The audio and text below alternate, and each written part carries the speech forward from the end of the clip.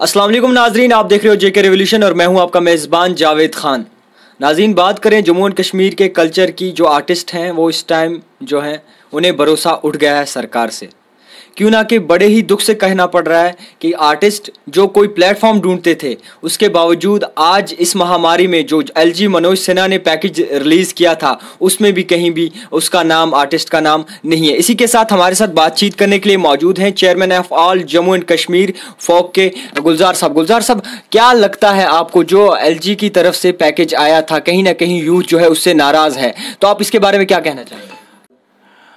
सबसे दुख की बात है जो लेफ्टिनेंट गवर्नर साहब ने जो ये रिलीफ पैकेज का ऐलान किया उसमें कलाकारों का नाम नहीं है। एक बहुत बड़ी दुख की बात है। मुझे उम्मीद नहीं थी कि हमारे लेफ्टिनेंट गवर्नर साहब ऐसा कर सकते, लेकिन मुझे उम्मीद है कि जल्द से जल्द लेफ्टिनेंट गवर्नर साहब हमारे जो कलाकार हैं उनको एक साल के लिए रिलीफ पैकेज का, क्योंकि जब से दफ़ा 370-35A हट गया तब से लेके पहले से हमारी जम्मू कश्मीर के कलाकार बहुत ज़्यादा परेशान है, क्योंकि सबसे ज़्यादा जो जम्मू कश्मीर के परेशान वो कलाकार है। और दूसरी जो सबसे बड़े दुख की बात है, जितने भी कल्चर इदारे हैं जहाँ जहाँ भी हमारे फोक कलाकारों ने काम किया है, चाहे वो थिएटर को लेके किसी भी विधा को लेके, अभी तक उनको पेमेंट नहीं मिली है। वो भी बेचारे चला चला के पागल हो रहे। वो भी क्या एक कलाकार को काम करना और इदारों को पैसा मांगना एक पाप है?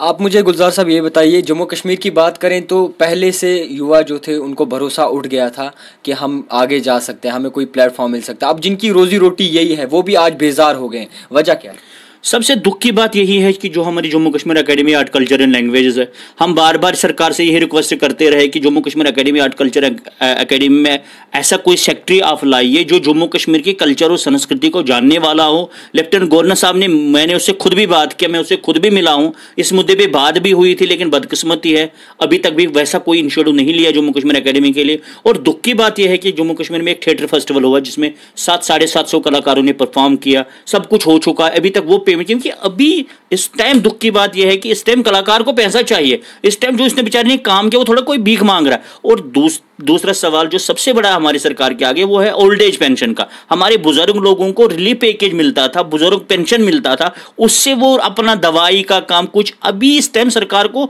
लोगों के साथ खड़ा होना चाहिए। और उसके अलावा रिलीफ पैकेज जो सरकार ने ऐलान किया अभी कि रिलीफ के लिए, उसमें भी कलाकारों का कहीं नाम नहीं। क्या कलाकार बनना, कलाकार होना क्या पाप है इस हमारे समाज में जम्मू कश्मीर, जबकि पहले वो इतनी इस मुश्किलातों से रह रहा है? मैं आपकी वसादत से ऑनरेबल लेफ्टिनेंट गवर्नर साहब के रिक्वेस्ट कर रहा हूं कि वो जल्द से जल्द जम्मू कश्मीर के कलाकारों की जो मुश्किलात है, जम्मू कश्मीर के कलाकारों के साथ जो हो रहा है इस टाइम, जम्मू कश्मीरी कलाकार को जो चिल्ला चला के सर सोशल मीडिया की वसादत से रिक्वेस्ट करे हमें पेमेंट दिया जाए, हमें रिलीफ दिया जाए, हमें बुजुर्गों का जो ओल्ड एज पेंशन दिया जाए। सबसे दुख की बात है ये। आखिरकार क्यों नज़रअंदाज किया जाता है कलाकार को? जम्मू कश्मीर की बात करें तो जम्मू कश्मीर में वही तो दुख की बात है। जबकि पहले क्या होता था कि चलो सिस्टम से कुछ चलता था, कार्यक्रम होते थे, छोटे मोटे इवेंट्स होते थे, कलाकार को कुछ ना कुछ मिलता था, और उसके बाद 31 मार्च से पहले पहले उसकी सारी पेमेंटें हो जाती थी। लेकिन अभी जो सिस्टम है कि अब मैं आपको बताऊंगा कि जितने भी जम्मू कश्मीरी कलाकार, चाहे वो फोक थिएटर के, फोक डांस के, फोक म्यूजिक के,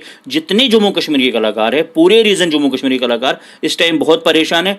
और आपको भी ये पता है पूरा दुनिया में कोरोना की महामारी चल रही है, हर व्यक्ति, छोटा बिजनेसमैन से लेके बड़े व्यक्ति तक परेशान है।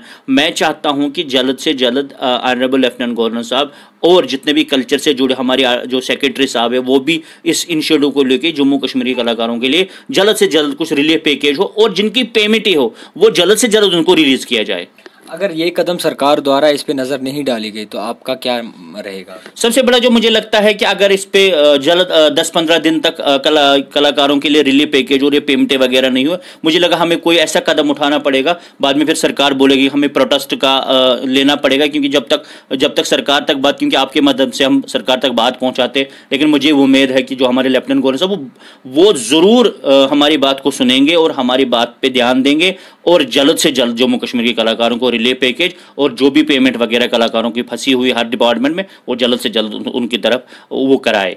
चलिए, आपका बहुत बहुत शुक्रिया। तो नाजरीन, आपको बता दूं कि कलाकार होना कोई जुर्म नहीं है और आगे आने वाली जो पीढ़ी है वो भी यही सोचती है कि कहीं ना कहीं हम इस चीज़ में कदम रखें और हमें कोई प्लेटफॉर्म मिले। मगर बड़े अफसोस से कहना पड़ रहा है कि ना ही उन्हें प्लेटफॉर्म मिलता है और बेजार हो जाते हैं, और फिर यही होता है कि जम्मू कश्मीर के जो आर्टिस्ट हैं वो आगे नहीं बढ़ पाते। तो एक बड़ा इंटरव्यू हुआ जनाब गुलजार साहब के सामने और उम्मीद है कि इस पर नज़र डाली जाएगी और सरकार द्वारा कोई कदम उठाया जाएगा। तो नाजरीन, आप देख रहे थे जेके रेवोल्यूशन, कैमरामैन बुरहान दीन मलिक के साथ।